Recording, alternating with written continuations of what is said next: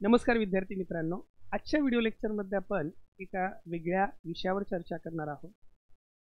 संपूर्ण भारत देश दिवाळी साजरी करत असतानाच भारतीय सैन्याने NSCN या दहशतवादी संघटनेच्या दहशतवादी तळांच्यावर, म्यानमारमधल्या दहशतवादी तळांच्यावर ड्रोन हल्ला केला आणि ते दहशतवादी तळ उद्ध्वस्त केले. ही जी बातमी आहे, ही घटना जी आहे, ही MPSC राज्यसेवा मुख्य परीक्षा, UPSC मुख्य परीक्षा आणि डिपार्टमेंटल PSI पूर्व परीक्षा या परीक्षांच्या दृष्टिकोनातून, त्याचबरोबर सर्व स्पर्धा परीक्षांच्या दृष्टिकोनातून चालू घडामोडी संदर्भात अत्यंत महत्त्वाची आहे. तर या बातमीवर आपण सविस्तर चर्चा या लेक्चरमध्ये करणार आहोत. या ठिकाणी शीर्षक तुम्ही पाहू शकता, भारताने केलेल्या ड्रोन हल्ल्यात म्यानमारच्या सागाईंग प्रदेशातील NSCN-KYA छावण्यांचं मोठं नुकसान झालं.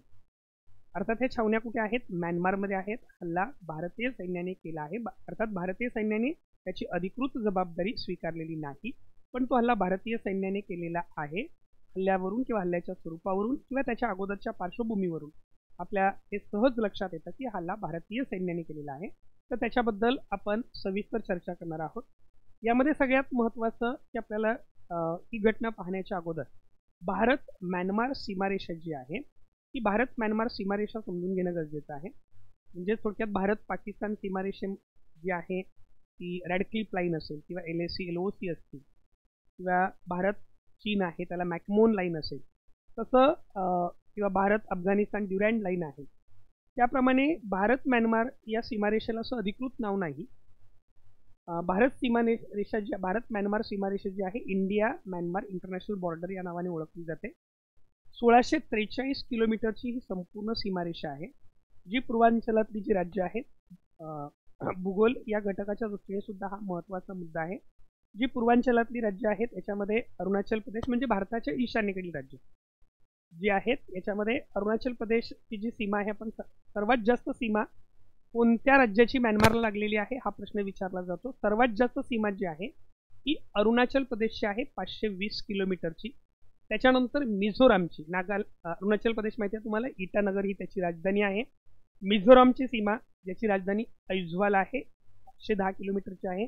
मणिपूर त्यानं खालोखाल मणिपूरची राजधानी इम्फाळ आहे आणि नागालँडची कोहिमा आहे. तर ही जी पूर्वांचलातली राज्य आहेत ही म्यानमारच्या सीमारेषेवर आहेत. महत्त्वाचा मुद्दा लक्षात काय ठेवाल की इंडो म्यानमार सीमारेषा जी आहे ही एकूण 1643 किलोमीटर लांबीची आहे. याच्यामध्ये सर्वात जास्त सीमा ही अरुणाचल प्रदेश राज्याची आहे, त्या खालोखाल मिझोराम आहे, त्याच्यानंतर मणिपूर आणि नागालँड अशा राज्यांच्या सीमा ह्या म्यानमारला लागून आहेत.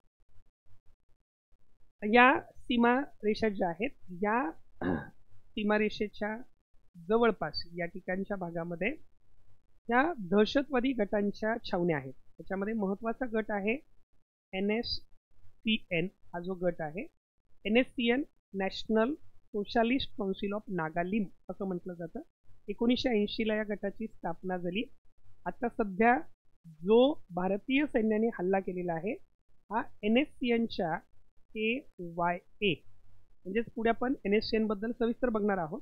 NSCNचा जो गट आहे, NSCNची स्थापना 1980ला झाली. त्याच्यामध्ये NSCN त्याच्यातून एक वेगळा गट निघाला, खापलांगचा चा मृत्यू आहे 2017 साली झाला. त्याच्या मृत्यूनंतर खापलांगचा जो भाचा आहे युंग यांग याच्या नेतृत्वाखाली हा एक दहशतवादी गट तयार झाला. या गटाला भारताशी कुठलाही शांततेचा वगैरे करार झालेला नाही. भारताने NSCN-KYA या गटाला दहशतवादी गट म्हणून जाहीर केलेला आहे. या गटाने याच्यात छावण्या ज्या आहेत या म्यानमारच्या सरहद्दीपासून दुर्गम अशा भागामध्ये, आपण जर याचे व्हिडिओज वगैरे पाहिले असतील तर लक्षात येईल की अतिशय दुर्गम असा भाग, पूर्ण जंगलांनी वेढलेला असा भाग, अशामध्ये यांच्या छावण्या आहेत आणि त्या छावण्या भारतीय लष्कराने उद्ध्वस्त केलेल्या आहेत. तर याची पहिली पार्श्वभूमी काय होती, ती पहिली पार्श्वभूमी आपण समजून घेणार आहोत. इथे आपण पाहू शकतो ही बातमी, एका मोठ्या दहशतवाद विरोधी मोहिमेत भारताने म्यानमार म्हणजेच अगोदरचा बर्मा किंवा ब्रह्मदेश, आपल्याला माहिती आहे की इंडो बर्मा वॉर वगैरे इतिहासामध्ये तुम्ही शिकलेला आहात. Indo Burma war first, second आणि थर्ड, आणि तिसरं इंडो बर्मा वॉर लॉर्ड डफरीनच्या काळामध्ये झालं. लॉर्ड डफरीन ज्यावेळेला व्हॉइसरॉय होता भारताचा 1885 साली इंडो बर्मा वॉर झालं आणि 1886 पासून इंडो बर्मा हा भारतीय साम्राज्यामध्ये समाविष्ट झाला. 1936 पर्यंत तो भारतीय साम्राज्यामध्ये समाविष्ट होता आणि त्याच्यानंतर वेगळा झाला. तर भारत म्यानमार हे जे संबंध आहेत, म्यानमारमध्ये बहुतांश लोक जे आहेत ते बौद्ध धर्माचे आहेत किंवा अनेक भारतीय वंशाचे लोकसुद्धा म्यानमारमध्ये स्थित आहेत. त्यामुळे भारत म्यानमार यांचे राजनैतिक, व्यापारी आणि लष्करी संबंध हे अतिशय चांगल्या पद्धतीचे आहेत. तरीसुद्धा हा हल्ला झाला आणि त्याच्यामुळे तुमच्या लक्षात आलं असेल की भारतीय लष्कराने त्याची अधिकृत जबाबदारी स्वीकारली नाही. कारण याच्या अगोदर जे जसं भारतीय लष्कराचे जे मूळ उद्देश आहे की NSCN, उल्फा, PLA यासारख्या ज्या दहशतवादी संघटना आहेत यांना उद्ध्वस्त करणं, यांचे लष्करी तळ उद्ध्वस्त करणं, हीच डोकेदुखी म्यानमारसाठी सुद्धा आहे. याच्या अगोदर आपण पाहू शकतो की जुलैमध्ये किंवा 2024 ज्या लष्करी कार्यवाही झाल्या त्या भारत आणि म्यानमार या दोन्ही सैन्य दलाने संयुक्त केल्या होत्या. त्यामुळे या राजनैतिक संबंधाला कुठे त्याच्यामध्ये कटुता निर्माण होऊ नये म्हणून भारताने ही अधिकृत जबाबदारी स्वीकारलेली नाही. पण हा जो हल्ला आहे हा अचूक ड्रोन हल्ला किंवा त्या हल्ल्याचं प्रिसिजन, अचूकता किंवा हल्ला करण्याची पद्धत याच्यावरून आपण समजू शकतो की हल्ला कुणी केलेला आहे, भारताने केलेला आहे. कधी झालेला होता तर 20 ऑक्टोबरला अगदी पहाटे हा हल्ला करण्यात आला आणि या हल्ल्यामध्ये NSCN-KYA गटाचा जो मुख्य आहे कमांडर मेजर जनरल, अर्थात कमांडर मेजर जनरल म्हणजे त्यांच्या त्या दहशतवादी गटाची ती पदवी आहे, तो सैन्य दलात कामाला नाही. कमांडर मेजर जनरल पी आंग मई याच्यासह अर्थात वर्तमानपत्रातल्या वेगवेगळ्या बातम्या आहेत.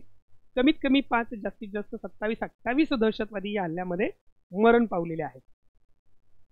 आता हा हल्ला का झाला तर याच्यामध्ये सगळ्यात महत्त्वाची त्याच्या अगोदर पार्श्वभूमी आहे. भारत स्वतःहून कधीही कुणाला त्रास देत नाही, परंतु जर भारतावर कुणी हल्ला केला, भारताला कुणी डिवचलं तर त्याला भारत सोडत नाही. हे मागच्या काही वर्षामध्ये आपण सिद्ध केलेलं आहे. अनेक सर्जिकल स्ट्राईकमधून आपण हे सिद्ध केलेलं आहे किंवा ऑपरेशन सिंधूरमधून भारताने सिद्ध केलेलं आहे की भारताच्या वाट्याला गेलात तर तुमची सुट्टी होणार नाही आणि तसंच झालेलं आहे. या ठिकाणी आपण पाहू शकतो की 16 ऑक्टोबर 2025ला आसाम रायफलवर, आसाम रायफलच्या ज्या तपासणी चौक्या आहेत या अरुणाचल प्रदेशातल्या चांगलांग जिल्ह्यातल्या मानमाओ जवळ हाहमन गाव जे आहे त्याच्यामध्ये 4 आसाम रायफलच्या ज्या तपासणी चौकी आहेत त्याच्यावर NSCN-KYA गटाने हल्ला केला, त्याची जबाबदारी सुद्धा त्यांनी स्वीकारली आणि ही जबाबदारी स्वीकारल्यानंतर भारतीय लष्कराने हा प्रतिहल्ला केलेला आहे. ही बातमी आपण पाहू शकतो.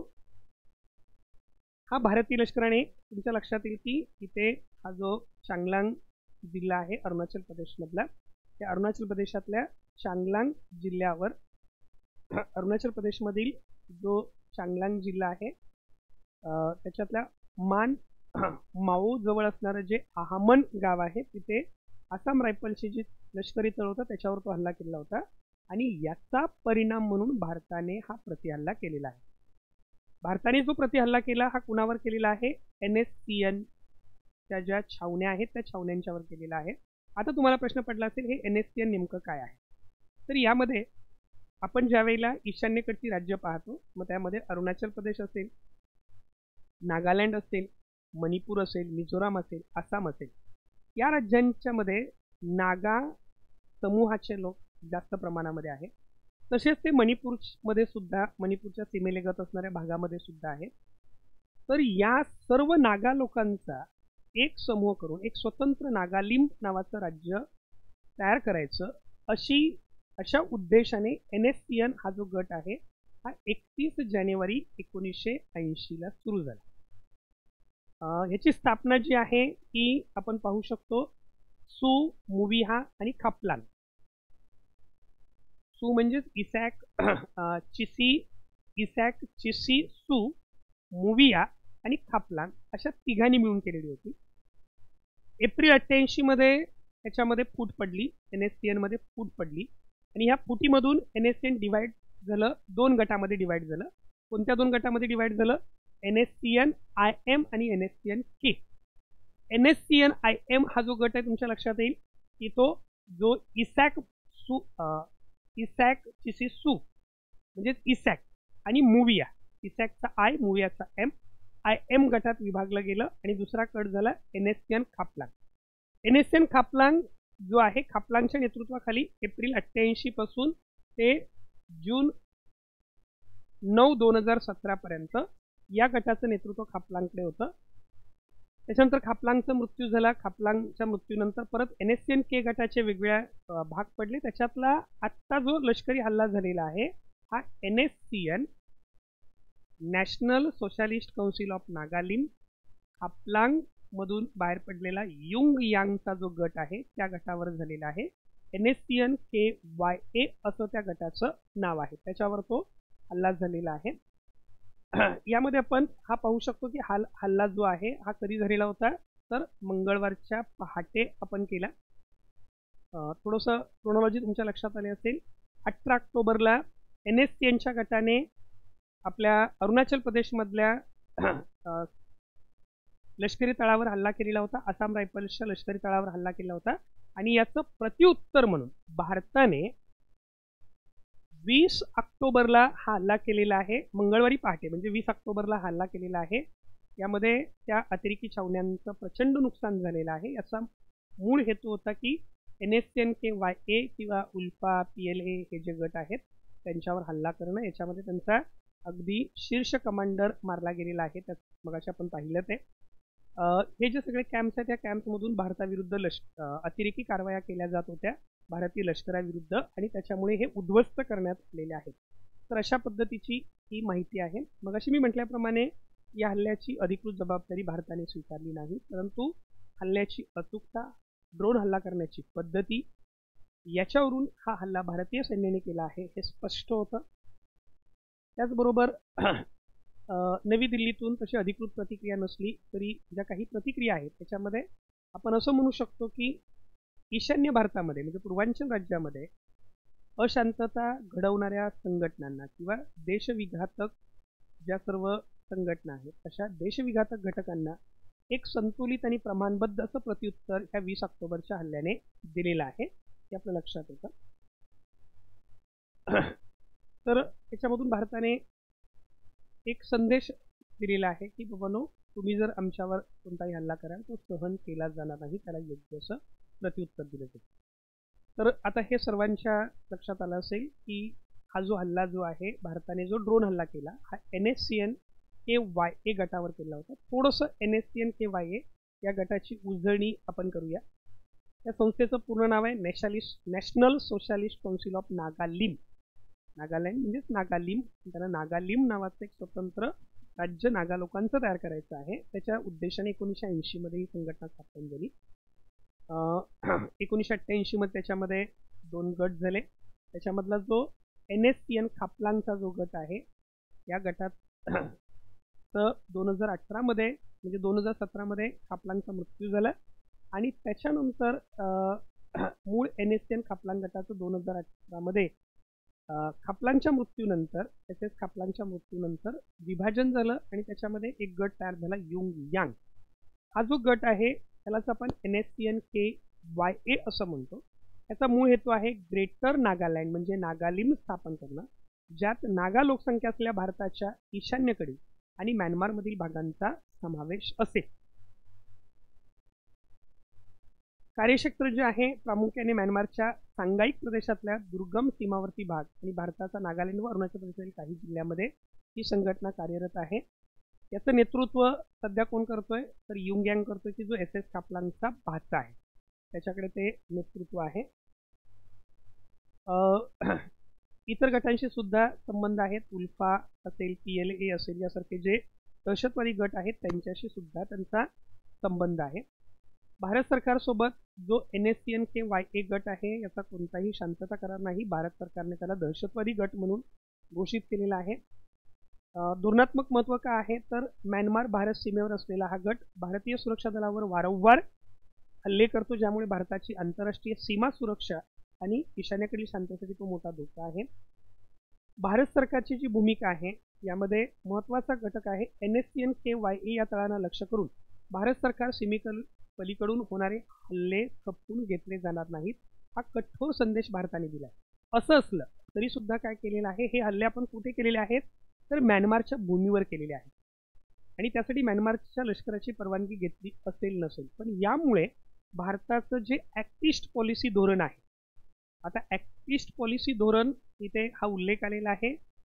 ॲक्ट ईस्ट पॉलिसी धोरण हा घटक जो आहे हा डिपार्टमेंटल PSI परीक्षेसाठी अतिशय महत्त्वाचा आहे. याच्यावर ॲक्ट ईस्ट पॉलिसीवर याच्या पुढच्या भागामध्ये आपण अतिशय सविस्तर भारत म्यानमारचे संबंध अभ्यासणार आहोत. ॲक्ट ईस्ट पॉलिसीचं जे धोरण आहे त्याच्यामध्ये आपल्याला माहिती आहे की भारताचं शेजारी राष्ट्रांशी संबंध जे आहेत हा डिपार्टमेंटल PSIचा अभ्यासक्रम आहे. याच्यामध्ये काही धोरणं आपल्याला अभ्यासावी लागतात. मग ते पंचशील धोरण असेल पंडित जवाहरलाल नेहरूंचं, त्याच्यानंतर गुजराल डॉक्ट्रीन असेल, गुजराल तत्व असेल इंद्रकुमार गुजराल परराष्ट्रमंत्री असतानाचं, आणि त्याच्यानंतर सगळ्यात महत्त्वाची जी पॉलिसी आहे लुक ईस्ट पॉलिसी, याच्यावर सुद्धा अगोदर MPSCला प्रश्न विचारलेले आहेत लुक ईस्ट पॉलिसीवर. लुक ईस्ट पॉलिसी जी आहे ही भारताने 1991 साली स्वीकारलेली होती. 1991 साली लुक ईस्ट पॉलिसी भारताने स्वीकारली. 1991ला माहिती आहे की भारताचं नवीन आर्थिक धोरण स्वीकारलं. भारताचं नवीन आर्थिक धोरण स्वीकारलं. कोणतं धोरण होतं हे? आर्थिक उदारीकरणाचं, याला आपण LPG आऊज असं म्हणतो. Liberalisation, privatisation, globalisation. आणि त्याच वेळेला भारताने हे लुक ईस्ट पॉलिसीचं धोरण स्वीकारलं. आत्तापर्यंतचा जो म्हणजे 91 पर्यंतचा जो भारताचा व्यापार आहे हा पाश्चात्य देशांशी जास्त प्रमाणामध्ये होता, किंवा थोडक्यात भारताची आयात निर्यात जी आहे चीन वगळता पाश्चात्य देशांशी जास्त होती. आणि पाश्चात्य देशावरचं जे अवलंबित्व आहे आपण आता पाहतो की ते तेवढं विश्वासार्ह दिसत नाही. म्हणजे ज्यापासून अमेरिकेचे पंतप्रधान ट्रम्प आलेले आहेत, अमेरिकेचे राष्ट्राध्यक्ष जे ट्रम्प आलेले आहेत, त्या ट्रम्प आल्यापासून त्यांचं टेरिफ धोरण वगैरे आपण पाहतो, आणि त्याच्यामुळे भारतीय व्यापारावर अनेक निर्बंध येत आहेत. आणि त्यासाठी सगळ्यात महत्त्वाचं जे धोरण आहे हे 1991ला लुक ईस्ट पॉलिसी हे पहिलं धोरण जाहीर करण्यात आलं. आणि जेणेकरून लुक ईस्ट पॉलिसी म्हणजे पूर्वेकडे पहा. पूर्वेकडे पहा याचा अर्थ भारताच्या पूर्वेला जे देश आहेत, मग त्याच्यामध्ये आशिया पॅसिफिक विभागातले जे सगळे देश आहेत, मग त्याच्यामध्ये एशियन या संघटनेमधले असतील, बिमस्टेक संघटनेमधले असतील, सार्क देश असतील, तर या सर्व देशांशी मैत्रीपूर्ण संबंध प्रस्थापित करणं, भारताचा राजनैतिक, व्यापारी, लष्करी संबंध प्रस्थापित करणं, आणि त्याचा आपल्या आयात निर्यात किंवा भारताच्या आर्थिक व्यवस्थेला त्याचा कसा फायदा होईल याच्या दृष्टिकोनातून हे पहिलं लुक ईस्ट पॉलिसी धोरण 1991ला स्वीकारलं. त्यावेळेला भारताचे पंतप्रधान होते PV नरसिंहराव आणि अर्थमंत्री होते डॉक्टर मनमोहन सिंग. त्याच्यानंतर 2014ला या धोरणाला थोडीशी वेगळी दिशा देण्यात आली. थोडंसं अग्रेसिव्हली हे धोरण राबवण्याचं ठरवलं गेलं. 2014ला आपल्या सर्वांना माहिती आहे की भारताचे पंतप्रधान म्हणून नरेंद्र मोदी यांची निवड झाली. त्यांच्या शपथविधी समारंभाला सुद्धा तुम्ही पाहिलं असेल की शपथविधी समारंभाला सार्क संघटनेच्या सर्व राष्ट्रप्रमुखांना आमंत्रित करण्यात आलं. सार्क संघटना south Asian association for regional cooperation, SAARC ही जी संघटना आहे दक्षिण आशियाई प्रादेशिक सहयोग संघटना, की ज्याच्यामध्ये 8 सदस्य राष्ट्र आहेत. पाकिस्तान, अफगाणिस्तान, त्याच्यानंतर बांगलादेश आहे, मालदीव आहे, भूतान आहे. थोडक्यात हे आपण पाणी MBBS असं लक्षात ठेवतो, किंवा अपनी MBBS असं लक्षात ठेवलं तरी चालेल. अपनी MBBS. अफगाणिस्तान हा सगळ्यात शेवटचा 8वं सदस्य राष्ट्र आहे.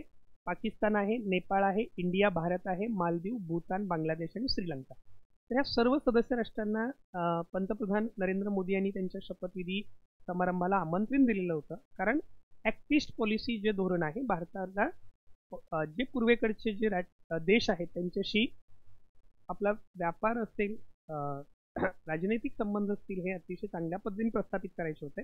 आणि त्याच्यापासून हे ॲक्ट ईस्ट पॉलिसी धोरण लागू आहे.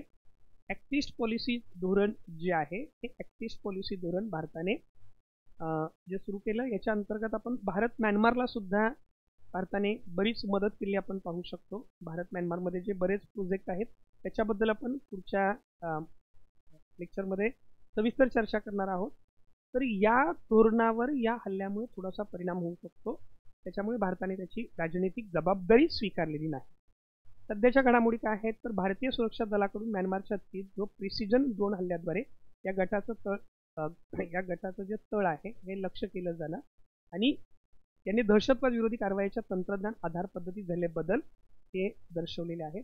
तर अशा पद्धतीने भारत म्यानमार संबंधामधली ही अतिशय महत्त्वाची अशी घटना आहे. आजच्या लेक्चरमध्ये आपण भारत म्यानमार संबंधाला एक वेगळी दिशा देणारी ही जी घटना आहे या घटनेबद्दल चर्चा केली. पुढच्या व्हिडिओ लेक्चरमध्ये आपण भारत म्यानमार संबंध जे आहेत ते अतिशय सविस्तर अभ्यासणार आहोत. सविस्तर त्याच्याबद्दल चर्चा केली जाईल. भारत म्यानमार संबंध जे आहे त्याच्याबद्दल ही जी चर्चा आहे ही पुढच्या लेक्चरमध्ये आपण सविस्तर करणार आहोत. यामध्ये आत्ताच्या या मुद्द्याबद्दल सर्वांना क्लॅरिटी आलेली असेल की भारताने हा जो हल्ला केलेला आहे यासारख्या काही कार्यवाह्या ज्या आहेत त्या आत्तापर्यंत झाल्या होत्या. थोडक्यात एक त्याचा आढावा आपण घेऊया. यामध्ये पहिलं आंतरराष्ट्रीय संबंधामधील हा एक महत्त्वाचा अँगल आहे आत्ताचा हल्ला. हा NSCN सारखे जे गट आहेत हे भारत म्यानमार सीमेरेषेवर सक्रिय असल्याने हे भारताच्या वन बॉर्डर वन फोर्स धोरणाच्या अंमलबजावणीतील आव्हाने आणि सीमेवर अधिक चांगले समन्वय आणि गुप्तचर देवाणघेवाण आवश्यक असल्याचे दर्शवते. म्यानमारची जी भूमिका आहे म्यानमारच्या अस्थिर राजकीय परिस्थितीमुळे हे बंडखोर गट त्या देशाचा भूभाग भारतावर हल्ला करण्यासाठी वापरतात. त्यावर उपाय म्हणून भारताला म्यानमारच्या सत्तेशी म्हणजे जी त्यांची आर्मी आहे अधिक प्रभावी सीमा सहकारी आणि गुप्तचर भागीदारी करावी लागते. त्याच्यानंतर ईशान्येकडील शांतता हा एक महत्त्वाचा मुद्दा आहे. NSCN KYA आणि अन्य गटांच्या कार्यवाहीमुळे ईशान्येकडील राज्यामध्ये विकासांच्या प्रयत्नांना म्हणजे जे प्रकल्प आहेत पुढच्या लेक्चरमध्ये आपण त्याच्याबद्दल सविस्तर बोलणार आहोत. कलादान प्रकल्प असेल किंवा इतर जे प्रकल्प असतील त्यांना कुठेतरी कीळ पोचते. आत्तापर्यंत जे भारत म्यानमारमध्ये ज्या काही लष्करी कारवाया झालेल्या आहेत त्याच्यामध्ये पर्दाप्रशांच्या दृष्टिकोनातून ऑपरेशन हॉट परस्यूट ही कामगिरी खूप महत्त्वाची आहे. 2015 मध्ये ऑपरेशन हॉट परस्यूट ही कामगिरी झालेली होती. मणिपूरच्या चंदेल जिल्ह्यात भारतीय सैनिकावर झालेल्या हल्ल्यानंतर भारतीय पॅरा स्पेशल फोर्सेसने म्यानमारमध्ये सीमापार छापा टाकला होता. या हल्ल्यात NSCN K तळ उद्ध्वस्त करण्यात आला होता. या कार्यवाही भारताने आपल्या सीमेपलीकडे जाऊन सक्रिय दहशतवाद विरोधी कार्यवाही करण्याच्या धोरणाची सुरुवात केली होती. 2015 मध्ये ऑपरेशन हॉट परस्यूट झालं होतं. 2016 ते 2019 यामध्ये आपण पाहू शकतो की गुप्तचर आधारित प्रतिबंध म्हणजे थोडक्यात या टप्प्यामध्ये भारताने इंडो म्यानमार सीमेवर पाळत ठेवणं UAVs म्हणजे जे अनमॅड एरियल व्हेकल्स आहेत ते तैनात केले आणि मर्यादित संयुक्त दहशतवादी विरोधी मोहिमांसह म्यानमारच्या लष्कराशी समन्वय साधला. या प्रयत्नामुळे बंडखोरांच्या हालचाली पुरवठा साखळी जी आहे ती मर्यादित झाली. थोडक्यात जे दहशतवादी लोकांच्या ज्या वेगवेगळ्या कारवाया ज्या आहेत त्याच्यावर भारताला लक्ष केंद्रित करता आलं, लक्ष ठेवता आलं. त्याच्यानंतर 2020-22 मध्ये ड्रोन खेळणीचा विस्तार झाला. त्याच्यामध्ये हे जे तंत्रज्ञान आहे प्रगत जे ISR इंटेलिजन्स सर्व्हिलन्स अँड रिकॉनिसन्स जे तंत्रज्ञान आहे याचा त्या ड्रोन तंत्रज्ञानाचा समावेश झाला आणि भारताचा जो सागाईंग आणि नागा हिल्सचा दाट जंगलातला जो प्रदेश आहे की जिथे बंडखोर लपलेले आहेत त्यांचे तळ नकाशावर आणण्यात आले. यामुळे भविष्यातल्या अचूक म्हणजे आत्ता जो ड्रोन हल्ला झालेला आहे त्याचा महत्त्वाचं कारण हे आहे की भारताकडे त्यांचे अचूक नकाशे आहेत आणि त्यामुळे ते अचूक हल्ले करता आले. रिअल टाईम गुप्तचर माहिती भारताला त्यामुळे उपलब्ध झाली. त्याच्यानंतर PLA उल्फा यासारख्या संघटनांच्या विरुद्ध सुद्धा भारताने हल्ले केले आहेत. अरुणाचल प्रदेशात बंडखोरांच्या घुसखोरीनंतर भारतीयने सांगाईंग टामो अक्षावर असलेल्या बंडखोरांच्या रसद तळांना लक्ष्य केलेलं आहे. त्याचबरोबर अगदी जुलै 2025 मध्ये सुद्धा म्यानमारमधल्या लष्करी तळावर भारताने हल्ले केलेले होते. 2025 मध्ये सांगाईंग प्रदेशातील जी कार्यवाही आहे ही आत्ताची जी कार्यवाही आहे ही NSCN KYA च्या गटावर झाली तशीच कार्यवाही जुलै 2025 मध्ये सुद्धा करण्यात आलेली होती. तर अशा पद्धतीने हा जो हल्ला झाला याच्याबद्दल आपण चर्चा केली. पुढच्या लेक्चरमध्ये आपण भारत म्यानमार यांचे जे संबंध आहेत त्याच्याबद्दल सविस्तर चर्चा करणार आहोत. पण त्या अगोदर सर्व विद्यार्थी मित्रांना विनंती आहे की तसं म्हटलं तर परराष्ट्र संबंध या घटकावरचा माझा हा पहिलाच व्हिडिओ आहे. हा व्हिडिओ तुम्हाला कसा वाटला याच्या कमेंट्स आवर्जून करा. त्या कमेंट्स मला नक्कीच उत्साह देतील की जेणेकरून मी पुढचे व्हिडिओज या विषयावरचे तयार करेन. नक्की व्हिडिओ लाईक करा. तुमच्या स्पर्धा परीक्षेची तयारी करणाऱ्या मित्रांच्यापर्यंत पोहोचवण्याचा प्रयत्न करा. तुमचा जो पाठिंबा असेल या पाठिंब्यानेच आमचा उत्साह वाढणार आहे आणि यासारखे पुढे वेगवेगळे व्हिडिओ मी तुमच्यासमोर सादर करेन. या पुढील भागांच्या मध्ये सुद्धा स्पर्धा परीक्षेच्या दृष्टिकोनातून कोणते महत्त्वाचे मुद्दे, अर्थात आतापर्यंत तुम्ही माझे इंग्रजी मराठी विषयाचे व्हिडिओज पाहिलेले असतील, पण इथून पुढच्या काही व्हिडिओ लेक्चरमध्ये मी GS राज्यसेवा मुख्य परीक्षेच्या दृष्टिकोनातून असेल, कंबाईनच्या दृष्टिकोनातून असेल, कोणते महत्त्वाचे मुद्दे आहेत याच्यावर पुढे असे अनेक व्हिडिओ बनवण्याचा मानस आहे. पण या सर्वांसाठी तुमचं सहकार्य मात्र आवश्यक आहे. तुमचा विश्वास हा खूप महत्त्वाचा आहे. तुमच्या विश्वासानेच ही व्हिडिओची मालिका पुढे चालू राहील. त्यामुळे सर्व विद्यार्थी मित्रांना कळकळीची विनंती आहे की व्हिडिओ आवडला असेल तर नक्की लाईक करा, शेअर करा, सबस्क्राईब करा. धन्यवाद.